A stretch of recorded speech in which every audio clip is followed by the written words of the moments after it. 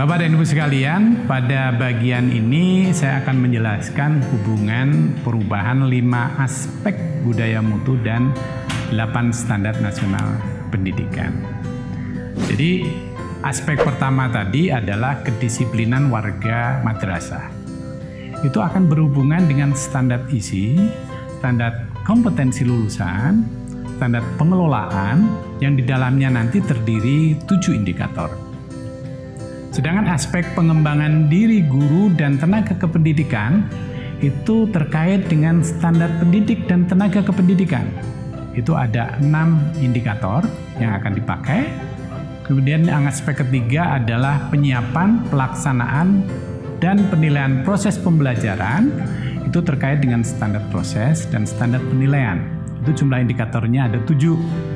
Yang keempat adalah budaya penyediaan sarana pembelajaran dan penggunaannya. Itu akan terkait dengan standar sarana dan prasarana. Itu ada 5 indikator. Dan yang terakhir adalah penyusunan perencanaan dan pengelolaan anggaran yang baik dan transparan. Itu terkait dengan standar biaya. Dan itu ada 4 indikator yang akan diukur di dalam EDM ini.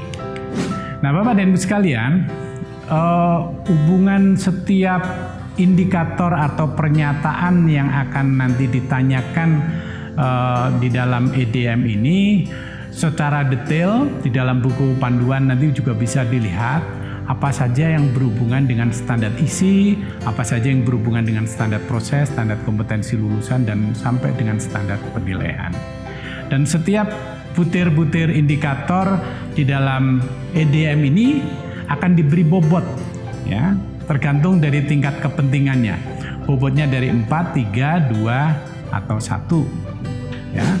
Nah, Bapak dan Ibu sekalian, kerangka instrumen EDM di sini nanti ada hal-hal prinsip yang perlu diketahui oleh Bapak dan Ibu sekalian. Pertama, aspek ini akan terdiri dari beberapa indikator. Kemudian setiap indikator terdiri dari 4 level pencapaian.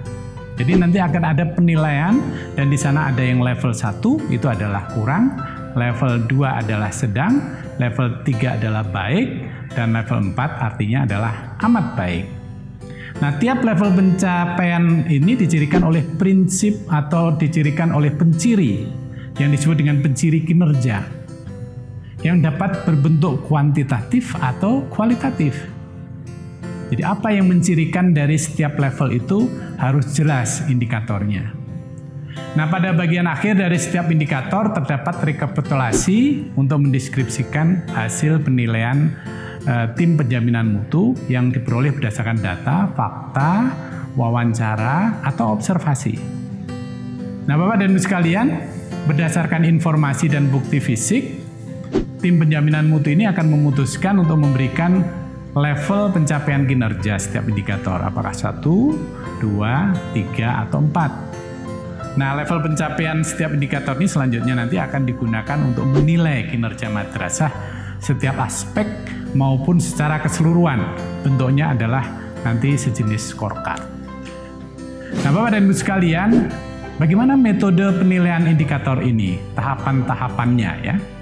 Yang pertama, anggota TPM ini secara bersama-sama itu mencermati, ya, memahami setiap indikator dalam instrumen EDM. Kemudian yang kedua, TPM ini mengumpulkan data, informasi, dan bukti fisik yang diperlukan untuk menilai setiap indikator. Bukti fisik ini bisa berbentuk data, dokumen, foto, hasil wawancara, atau focus group discussion, atau pengamatan langsung. Nah, berdasarkan data informasi yang sudah diperoleh pada tahap sebelumnya, anggota TPM ini menetapkan level pencapaian 1, 2, 3, atau 4. 4 adalah level pencapaian yang terbaik. Kemudian sekolah menetapkan tingkat pencapaian kinerja dan bukan hanya sekedar memberikan tanda contreng atau cek pada setiap butir dalam instrumen EDM, tetapi memberikan informasi-informasi kualitatif di sana. Yang kelima, TPM harus memberikan penilaian indikator dalam EDM secara objektif berdasarkan kondisi real di madrasah.